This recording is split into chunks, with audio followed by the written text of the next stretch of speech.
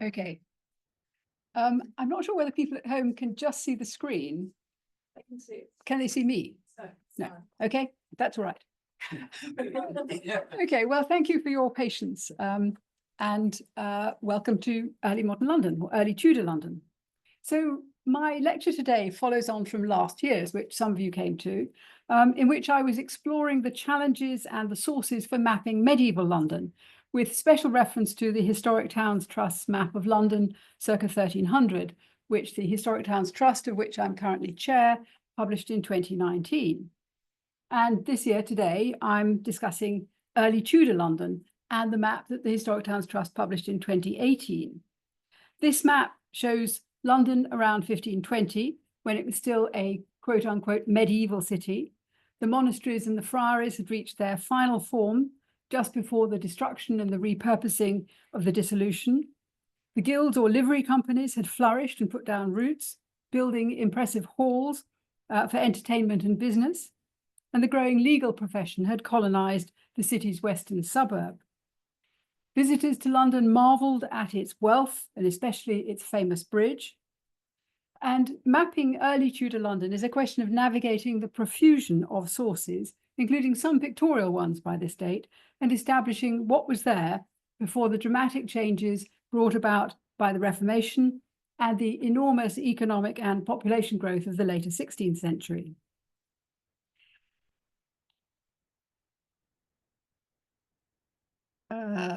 Yes. Perhaps I can try this.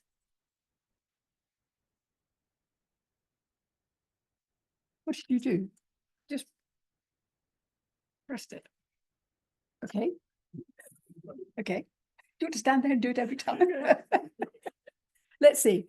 Okay. So I don't want my lectures to sound like an extended plug for these projects, though I should say that I am selling maps. I'll be selling maps outside afterwards at the discount price of £10 each. But I want to use the process of map making as a way of highlighting the different issues, the different sources for each period, and how this affects the process of map making. As I explained last time, the map of Tudor London that we published in 2018 was a revision, not a completely new venture. And it was based on the large-scale map here, which I've rather crudely put together from pictures of the different pages, published in 1989 in the Historic Towns Atlas of the City of London from earliest times to 1520. And the medieval map that I was talking about last time was based on a smaller scale map of London around 1270 from the same volume. The atlas itself was the work of many years under the overall editorial direction of the historian Mary Labelle, who was one time editor of the Oxfordshire VCH. And the maps were drawn by Colonel Henry Johns, late of the Ordnance Survey, founder of the cartographic firm Lovell Johns. Caroline Barron, whom some of you know, was the main contributor of historical knowledge and topographical information to the Tudor map, and she wrote the essay on the topographical development of later medieval and early Tudor London.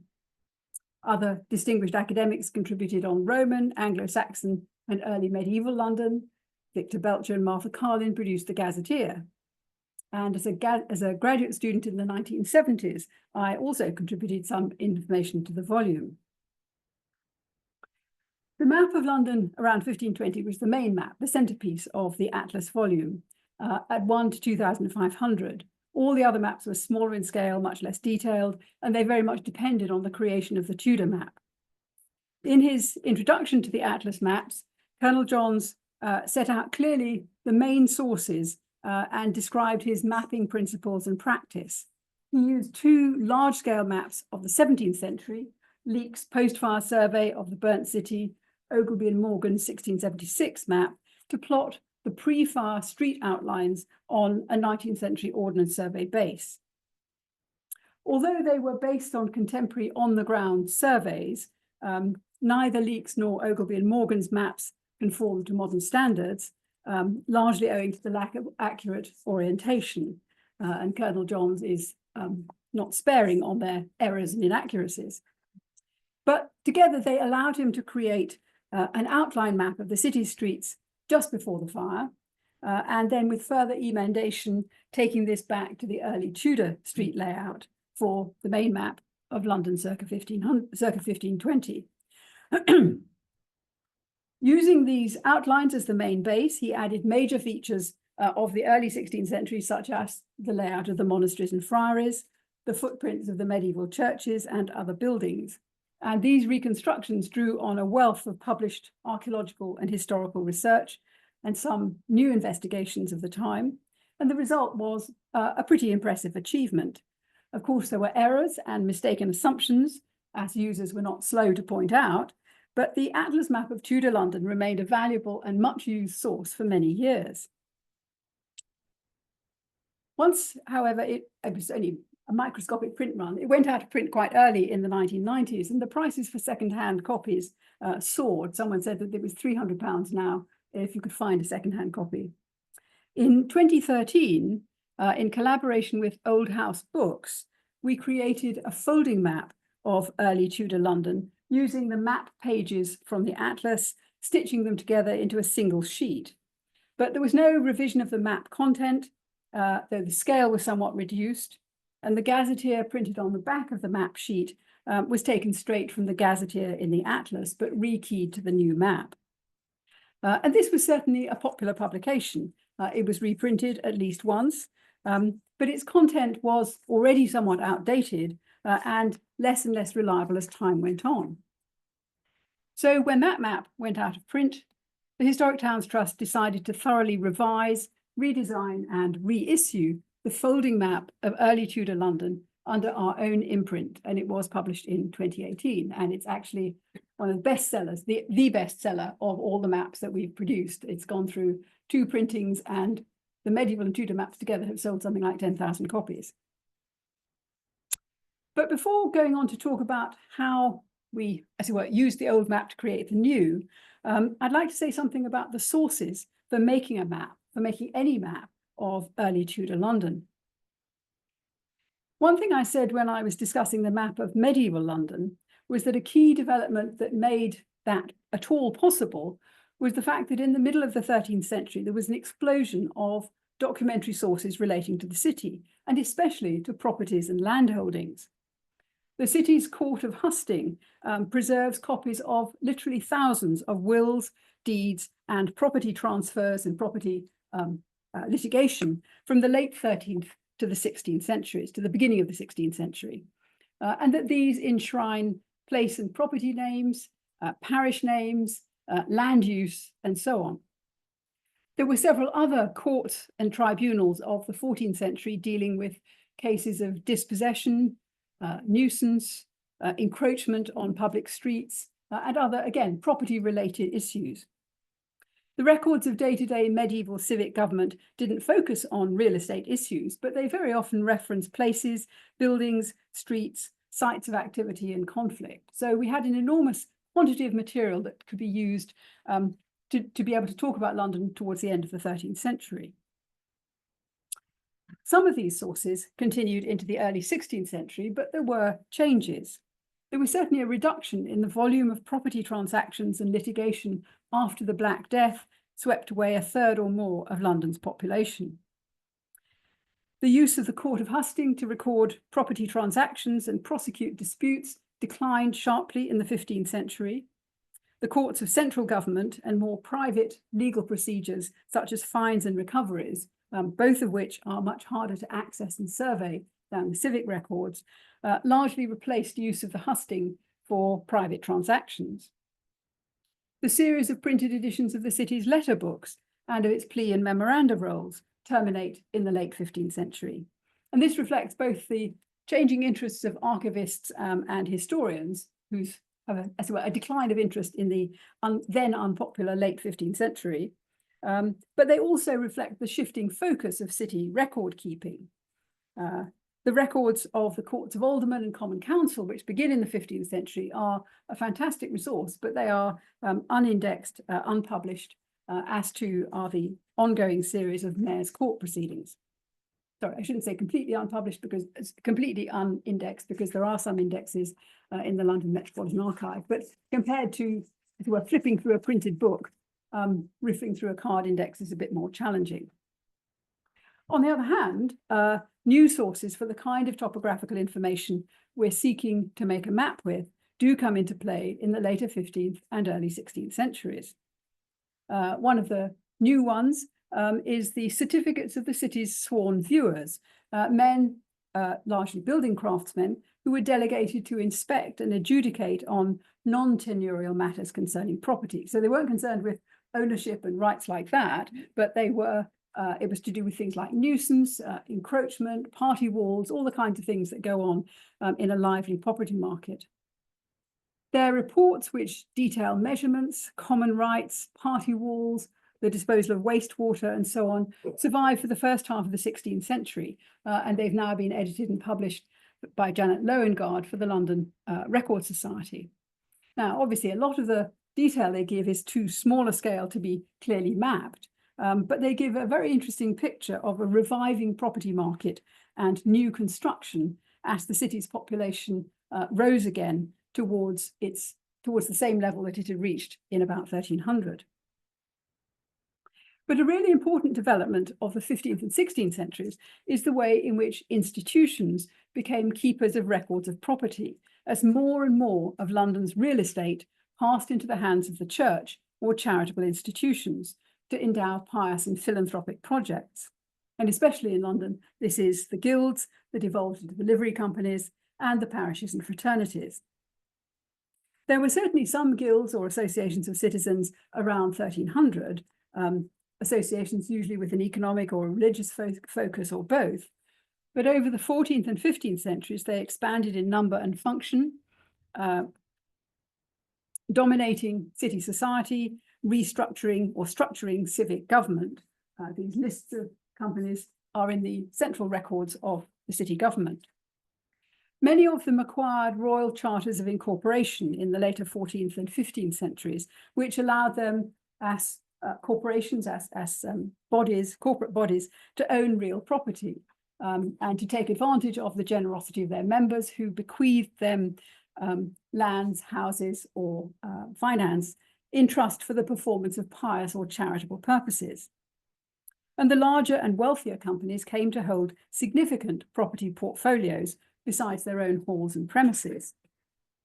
Along with the properties, they acquired records of title, and they documented their own ownership and management in rent accounts, property surveys, and minutes of decisions taken to let, to repair, to rebuild, etc.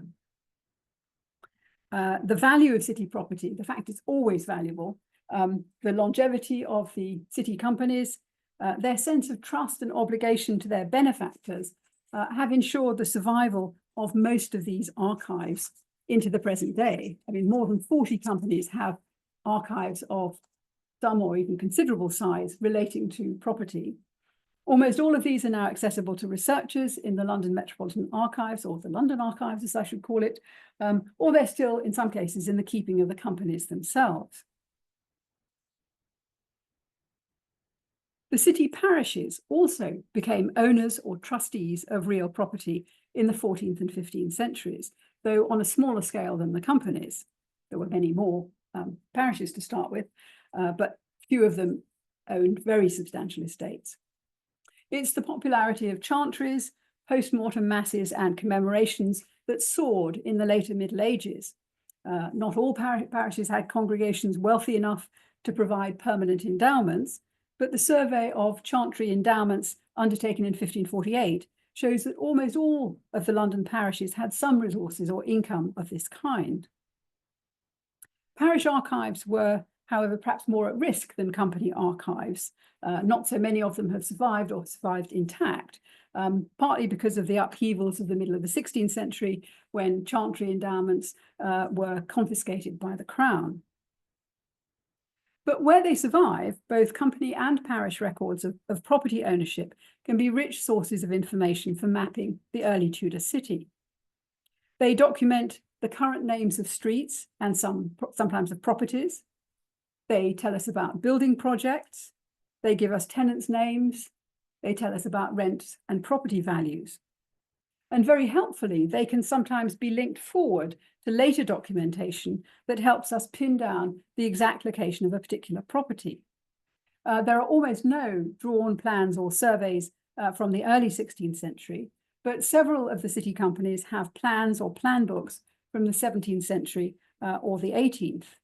So continuity of occupation and the documentation of interim changes means that we can know, for example, that a property owned by a company in the early 16th century is on the same site as one plotted in the later 17th or 18th century.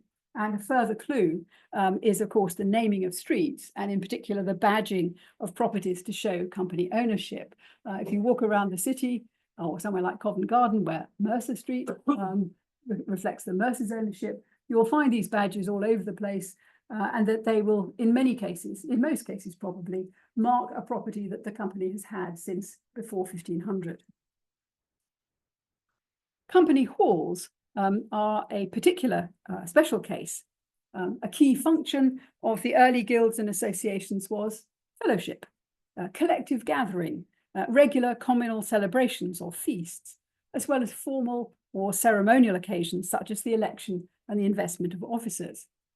Perhaps a bit like the AGM that we've just had, though they usually had absolute slap-up feasts rather than a few nibbles and a glass of wine. So for these meetings, these celebrations, whether they were business meetings or festivities, they required premises, and many companies had actually established permanent headquarters in the form of a hall and offices by the beginning of the 16th century. Often these were converted buildings that they had been left by a former owner or former occupant. Not all of them immediately transformed houses into company halls, but most of them move in that direction over time.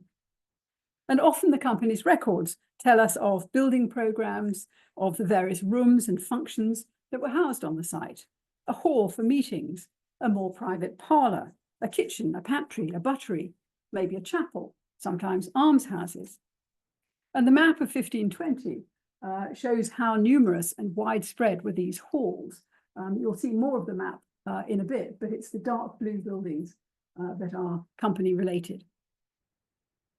Although many of these 16th century halls, 15th, 16th century halls were within the area burnt by the fire of 1666, most of them were rebuilt on the same or a closely adjacent site. And the changes, the rebuilding changes and what they found before they did that are often documented. So we can often edit back from later evidence to locate and sometimes detail them. In this case, I'm showing the image of Clothworkers' Hall from their early 17th century plan book, which shows us the hall that they had built before the fire in considerable detail. This is in, and many of you will know, it's in John Schofield's book of Ralph Treswell's Plans of City Properties, which is one of the best sources for understanding the 16th century city. Similarly, late medieval parish records detail a flurry of building works on churches and churchyards in the late 15th and early 16th centuries. New aisles, towers, extensions, porches, cloisters, as well as internal works and decorations. Since the majority of the city centre churches were burnt in 1666, and many of those were not rebuilt, this is important for locating those lost churches and reconstructing their footprints. And thinking about parish churches brings us to another important set of sources, the records of the monasteries and friaries that were dissolved in the 1530s. And the records concern both the sites and the precincts of the London houses, but also the property holdings of some 60 or 70 religious houses in and beyond London. Monastic houses were among the earliest documented landholders in the city, and their records, deeds, registers, cartularies, are important sources for London's topography in the 12th and 13th centuries, as well as later. Monastic landowners were also usually careful archivists and record keepers, and a huge quantity of their property documentation came into the Crown's hands with the dissolution. I mean, literally, cartload after cartload of documents was transported up from provincial monasteries to London, and most of it actually stayed in the Crown's hands. They didn't give it away, they didn't give it out, when they sold the properties on.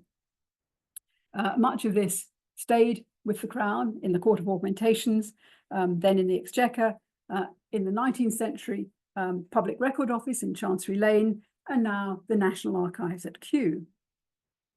But in addition to the historical records from monastic archives, which were swept up in the closure of the houses, there's a lot of new documentation generated about monastic estates in the 16th century. The Valor Ecclesiasticus of 1535, which is a survey of the wealth and real estate holdings of religious houses across England, is well known.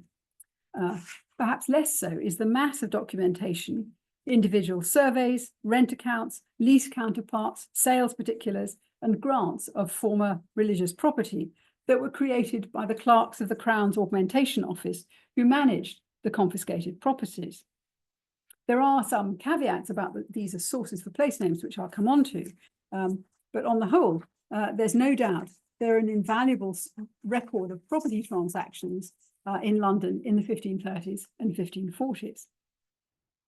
And I think also invaluable is the evidence that these monastic collections supply for the precincts, the layouts, the buildings of the dissolved houses in London, as these properties were by and large broken up and sold individually, sold in individual lots. Physical surveys and building accounts are particularly helpful, including later evidence for the reuse and redevelopment of monastic buildings. And this is from Holy Trinity Priory, Aldgate, which, again, as many of you will know, some of this you can still actually see, but many other records can contribute. And the archaeologist and historian Nick Holder, his thesis and his subsequent book combined the use of such documentary sources with archaeology to reconstruct the layout of the London friaries. And he worked with using similar sources to reconstruct the precincts of the monastic houses for the Historic Towns Trust new map. Moving on to visual and cartographic sources for the 16th century, we have to remember that we have no real idea from any pictorial source what the medieval city looked like, beyond the conventional town object with walls, church towers, bridge, river appearing on the 14th century city seal, occasional illustrations. But by the early 16th century, maps of towns, cities, and countries, as well as of seas and voyages, were beginning to be produced in Europe. It can, of course, be difficult to separate visual depictions from attempts at cartographic representation. The familiar map view or pictorial map combines both. The first known map of London, and I'm sorry, these look fine when you see them on the screen, but on your own screen, but somehow they don't reproduce so well. These are the 3 copper plates, or prints from the 3 copper plates that we know. This map appears to date from the 1550s, possibly from the reign of Mary, though it is, or the image is better known from its later derivatives, the woodcut map that's often, if erroneously, called the Agas map, and the much reduced version printed in Browd and Hogenberg's Atlas of 1572. We also have the first large-scale drawn panorama of the city by Wingerde, dating from the early 1540s. And that also came out a lot better on my screen than it does on yours. I don't think I know how to go back, so we'll just have to leave that one up. So all of these can be useful in envisaging early Tudor London, but the obvious challenge is that they date from 25 to 50 or more years later than the map that we were creating, at a time when London's population was expanding rapidly and the built-up area spreading more widely. And they also post-date the Reformation and the closure and repurposing of London's religious houses. And whatever you think about them, they're not, of course, photographically accurate. They mediate what was actually there through what was visible or what was imagined to be visible, and through what it's possible to reproduce, what it's possible to create or to communicate in visible form. And they also go through several iterations of drawing, engraving, in some cases printing, often at some geographical remove from London itself, and often, it seems, by non-English speakers. So you can detect, as it were, the accent of the map makers in some of the names and so on that they have put on the maps. But the overall impression they give has something in common with earlier conventional representations. the density of the houses, the importance of churches and spires to the townscape, the dominance of particular key buildings. But there are some more useful features for map making, one of which, of course, is the character and topography of the waterfront, which is part of almost every view of London, sees it from Southwark looking across the Thames. So you get the panorama of the waterfront. And we can see from this that what a jumble of buildings, wharves, stairs, cranes, and foreshore it actually was. The third copper plate, the one that shows St. Paul's, gives us an amazing, splendid depiction of the cathedral before the destruction of its steeple in 1561. The woodcut map and Brown and Hogenberg's frame London with fields and open spaces, giving us a sense of the density of the town, though I think there's probably some imagination, some license in presenting it like this. I wonder whether the contrast between built-up city and green fields was quite as sharp as this presents. Cities that aren't strictly confined by their defences, as London was not, tend to straggle untidily on the fringes into yards, gardens, ribbon development, and miscellaneous uses before they become open countryside. So with this wealth of information and an existing map to work from, how did we set about mapping early Tudor London, or creating a new map of early Tudor London? Some principles and practices had already been established in the Historic Towns Trust Town and City Historical Maps series. Georectification, scaling, absolute scaling to 1 to 2,500, the use of a wider range of colour, symbols and typefaces, the creation of a street directory keyed to the new map, and the use of the reverse of the map to add pictures, text boxes, and other information. These entailed wholesale changes to the appearance of the map, but we also needed to revise some of the content, which by that date was more than 25 years old. And by we, I mean myself, my colleague, the historian Caroline Barron, and the Historic Towns Trust cartographic editor Giles Darks, who undertook the massive task of interpretation and visualization, turning what we historians told him we thought was there into an accurate and compelling scaled map. We did take Colonel Johns' street outlines as pretty reliable, and they underlie the present map with very little revision, apart from the sort of georectification. So we focused our revision on key sites and features where there had been significant advances in knowledge since the creation and publication of the Atlas, notably the religious houses, for which, as I said, we had the help of Nick Holder. An important improvement was the extended geographical coverage beyond the limits of the Atlas map to include the northern suburb and Southwark. And for the northern extension, we've made use of Chris Philpott's important article on the fields of medieval London. For the study of Southwark, we relied on the thesis and further research of Martha Carlin. For the Savoy, the work of Charlotte Stanford. For St. Paul's, John Schofield's research and writings. And many other colleagues contributed valuable information, sometimes just on one point, sometimes on several. The first point is, sorry, yeah, I'm looking at the wrong thing. The first point is how different the new map appears from the old. The georectification and the rescaling isn't visually obvious, and you can't demonstrate it in slides like this, but it's apparent as soon as you start to check the content against the real world. Within the limits of the scale, at 1 to 2,500, 1 millimetre on the map represents 2.5 metres in reality, or the width of a small alleyway. So we couldn't show everything, but the new map should be pretty close to what survives above or below ground. But I think what's more immediately visible is the richer visual narrative of the map, employing a much wider range of colour, symbols, and typefaces. Colonel Johns' map was made using manual production techniques, which are now completely superseded. His choice of printed colours was limited, and hence he used just one colour to distinguish all important buildings from the houses, shops, and other buildings which formed the street frontages. The new map has been created digitally. Giles uses Adobe Acrobat as his main tool, and it uses a wide range of colours which modern process printing allows. So a new colour scheme allows the distinction of different categories of building use by fill or outline colour. Churches and religious houses are shown in 2 shades of pink, civic and commercial buildings in green, company halls in blue, legal buildings in yellow, and royal buildings in orange gold.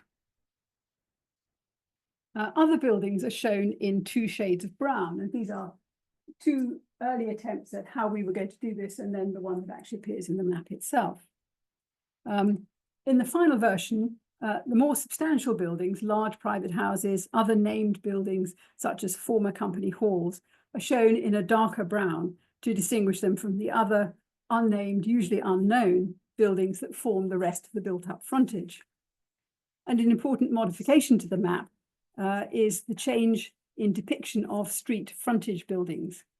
Colonel Johns's map showed apparent property boundaries, specific building sites for the unnamed additional street buildings, but these are mostly not known, and we felt that their presence on his map implies a degree of precise knowledge which may be misleading.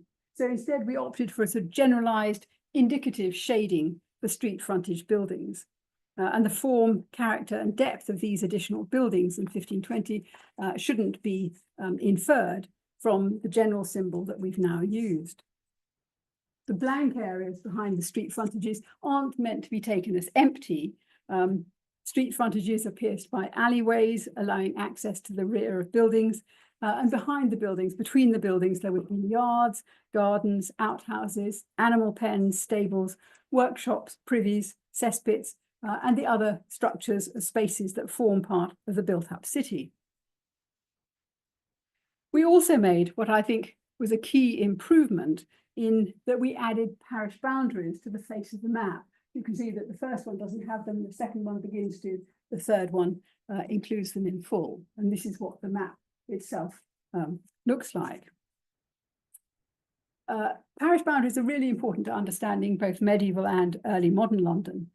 As far as we know, no other historical map shows streets, street names, and parish boundaries on a single map at this scale.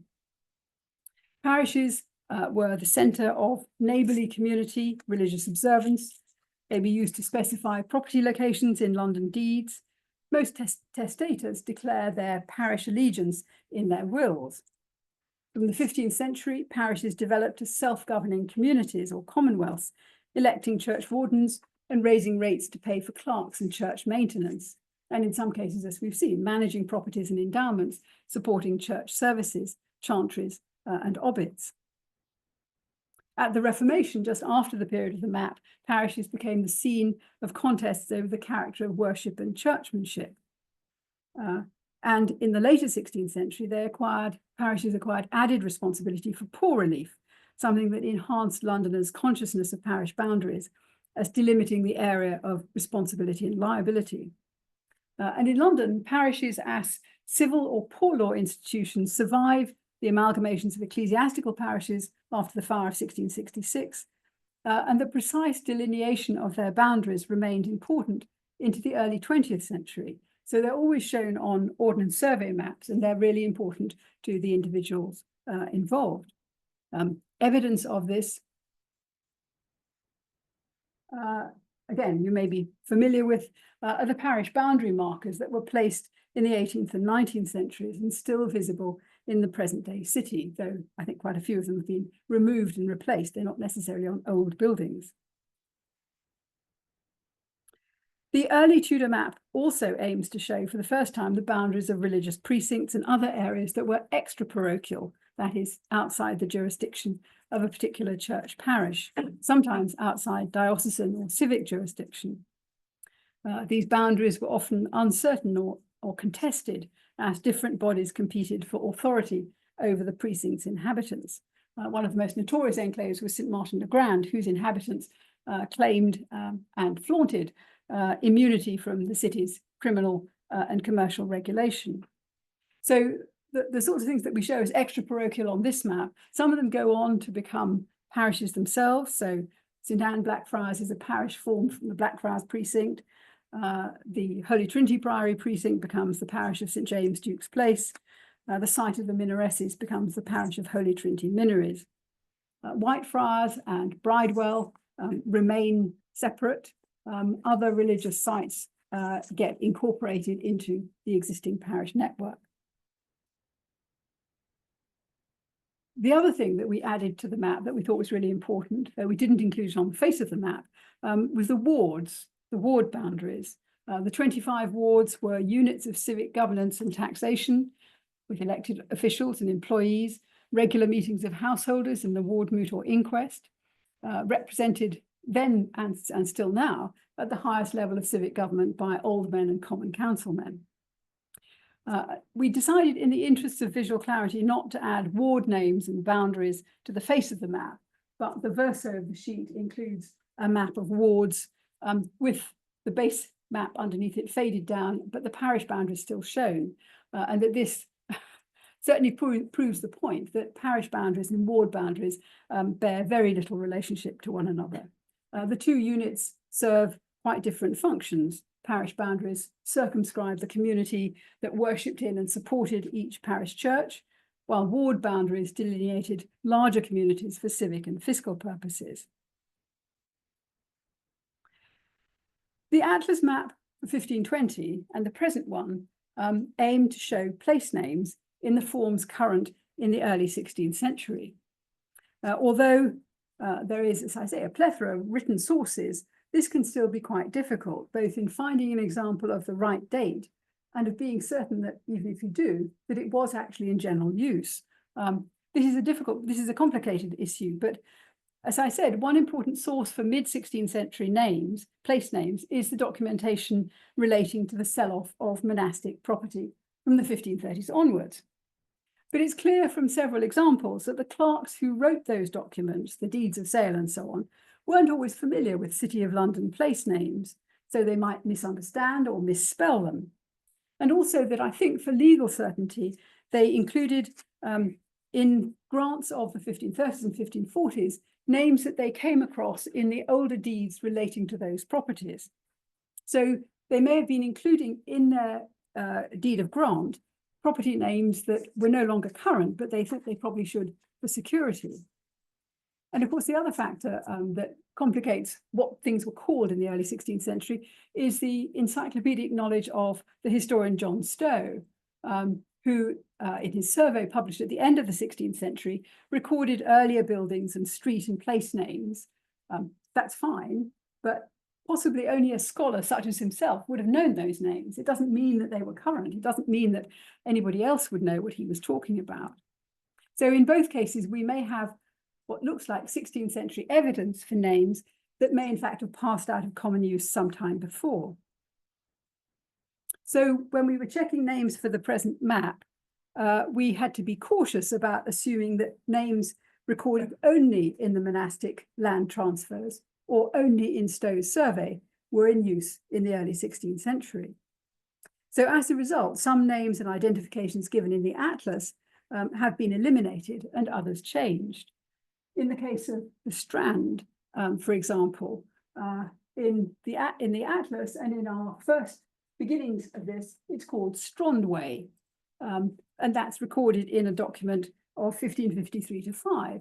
But it looks as though that's one of these documents that preserves an earlier use that wasn't current. Other sources from the early 16th century use the word Strond or Strand, and that's what we've produced. That's what we've used in the present map. The same is true of parish church dedications and surnames. A few dedications and many surnames changed over time. Which were the ones that were current in 1520? There are some very useful contemporary sources, including the list of parish churches in Arnold's Chronicle, first published in 1503 and then in 1525, and also the London and Middlesex Chantry Certificate of 1548, which I mentioned in relation to parish chantry holdings. Both of those are likely to reflect local knowledge, is that somebody is writing down what people were actually using. For the most part, again, we think the Atlas got things right, but there are a few exceptions where further research has suggested a preferable alternative. What was St Mary Fenchurch, we've now listed as St Gabriel Fenchurch. The dedication changed from Mary to Gabriel in the 16th century, and Gabriel appears to be established by 1520, though Mary continues in use in some sources a bit later. More minor changes include St Edmund King and Martyr, which we've now relabeled St Edmund Lombard Street. St Mary Le Strand is now St Mary Strand. St Mildred Walbrook is now St Mildred Poultry. It was interesting in writing this up, I went back over my notes and I could see the back and forth between myself and Caroline and Giles and so on saying, well, I think it should be this. No, I think it should be that. One of them, for example, was St Mary Matfelon outside Whitechapel, outside Aldgate. It went back and forth, as I can see. We concluded it should be St Mary Matfelon on the map. The name Matfelon dates from the 13th century. Both Matfelon and Whitechapel are known from the 14th century, but Matfelon predominated in the 15th century and seems still to be in use in the early 16th century. In 1543, it was referred to as the parish of St Mary Matfelon, called Whitechapel Parish. But the balance of probability, we thought, let's call it Matfelon for this map, even though it isn't called this at much beyond the middle of the 16th century. And finally, beyond the city. As I noted, one important change was extending the mapping to the edges of the sheet, rather than, as in the atlas in the first folding map, fading out at the edge of the built-up area and omitting Southwark altogether. Apart from Southwark, where we had Martha Carlin's expertise to draw on, this was actually one of the more challenging tasks, and it did involve research and new mapping. We needed to show the suburb trailing north along the line of Bishopsgate, which is completely omitted from the earlier map, and including the Hospital of St Mary Bishopsgate or St Mary Spittal, site of significant archaeological excavations since the date of the atlas. And it's thanks again to Nick Holder for elucidating that. And then the question of mapping the fields out around the city, in the arc around the city to the north. For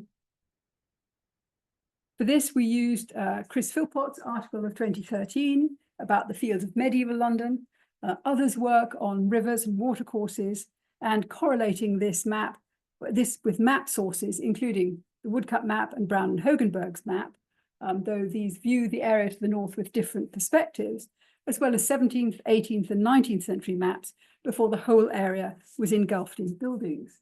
And that's what I'm showing you is one of the working sheets there, where we're using a late 17th century map and trying to mark it up to show where we thought the field boundaries were in the early 16th century. I still feel a bit uncertain about this aspect of the map, but I think it was the best we could do. I'd be very interested if somebody wanted to try and do better. If we had the time again, I would be keen to add Westminster to the map of early Tudor London, as we did to the map of medieval London. In 1520, the city on which we focused, in 1520, the city on which we focused was being rivaled by the centre of government around the Abbey and the Royal Palace. The area between the two was beginning to be colonised by courtiers' townhouses and palaces. For those who follow Thomas Cromwell's career, or other novelistic approaches to Henry VIII's court, the absence of a map of Westminster is frustrating. One of my colleagues at HTT is always saying, why don't you do a map of Westminster? And I feel like saying, give me another lifetime. And doing this would really be a major new research project involving a new set of documentary sources. The sources for Westminster are completely different from the sources for the city because it's a different jurisdiction. It has such a different history. It wasn't something that we could do as part of a simple revision, and it would present logistical challenges since the city map is already at the maximum sheet size, and Westminster is a very awkward shape to fit onto that. But the point about London beyond the city is fundamental to my current project and to next year's lecture, which is about creating a map of London on the eve of the Great Fire of 1666. This is another exciting and challenging project, using multiple new sources, especially cartographic, visual, and literary. But this has to be a map of the whole metropolis at that date. London and Westminster, as you can see, had joined in one continuous building. The fashionable world was settling in the western suburbs, including Covent Garden and Lincoln's Inn Fields, beginning to extend along Piccadilly. To the east, the activity of the booming Port of London was populating Stepney, Wapping, and Limehouse. So for reasons of size, the map of London on the eve of the Great Fire will actually be published in book form as an atlas. I hope to have much more to say and to show about it this time next year. Thank you.